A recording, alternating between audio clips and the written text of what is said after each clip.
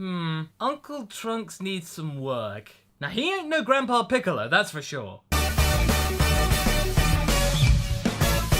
That's right everyone, Dragon Ball Super episode 52 is out and it's kind of taking it down a notch this week. Reunion of Master and Student, Gohan and Trunks. Well, sort of. Wibbly wobbly, timey-wimey stuff, kinda makes it accurate, but wrong Gohan, Trunks. We begin this episode with establishing the premise that the time machine is being worked on. We got some time to kill, so Trunks, go nuts! However, the meat of this episode is quite substantial, and I shall get onto that later on. I don't know what's more impressive, Bulma being able to figure out what her future self was able to do relatively quickly, or that Mai and Shu know what an electromagnet decompressor is. Why didn't they use that now in Dragon Ball? Trunks, time to impress the ladies, eh?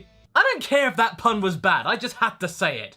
You saw that coming. Okay, I'm done. Vegeta is a man on the mission, and he's doing what he does best, screaming and punching things to smithereens. Meanwhile, Goku's hungry. Yeah, sounds about right. And Trunks is sleep swording. That boy sure loves his swords. Is that becoming a catchphrase of mine or something? So the blue stuff now has a name. Electromagnetic number 15. It's 3 times better than that poxy Chanel number 5 stuff. This stuff turns back time, literally. This stuff needs about a day to fill up the tanks on the time machine so Trunks can go off and do stuff. Does he want to go and train with his father? Does he want to connect with his present self? No. He wants to go and actually talk with Gohan. Well, he didn't really actually talk to our Gohan that much.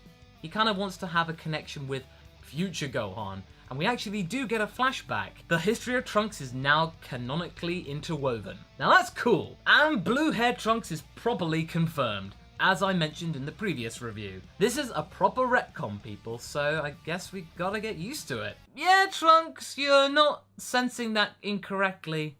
Gohan is like that. That man sure loves his ice cream. Not even the Kai footage can hide that from you. In the entirety of this scene, Trunks is either looking worried, scared, or a mixture of both. He's showing what we're thinking right now. So as we usually do in anime, we need some either sitting on the swings or on a bench at sunset, a time for contemplation. Gohan is busy playing with his daughter Pan, who is able to kick Trunks' ass, by the way, and try and take his sword, as pretty much 80% of the cast can easily do at this point.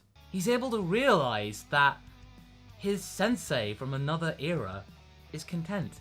He's been able to find a life, and this just makes him yearn for the life that he never had. It's actually a really powerful moment at the end of all that. So we may have had all the tomfoolery of the past 5 minutes, but we actually, in this about 30 seconds, without barely any words, realize that Trunks has learnt something very valuable. He's fighting for the future again. That whole sequence might have been weird, but it's definitely stuck the landing. And where's Goku in all this? Well, he's off to Universe 10 to sense a key with Beerus that is very similar to Black's. A weird Kaioshin named Zamasu. What do we know about this person?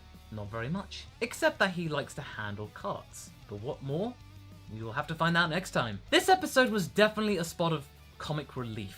We've had about 5 weeks of really intense battles and dark drama, so it's about time we had some Dragon Ball lightheartedness for about an episode. Let Trunks have some fun, if he knows what that is. It was a moment of contemplation for Trunks. He had lost his way, and he's now regained it. He thought he had no future, but he does. It was actually a really pleasant episode. Not a lot of action, but there didn't need to be. I really enjoyed this episode. It felt really relaxed, and I found it a pleasant experience. It was a pleasure. Definitely a pleasure. Now we're actually going to get into the actual origins of Black, or at least try and gain some idea of who this guy is. So be sure to look forward to that.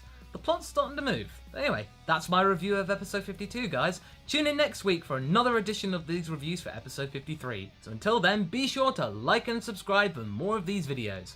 So until next time, guys, catch you later.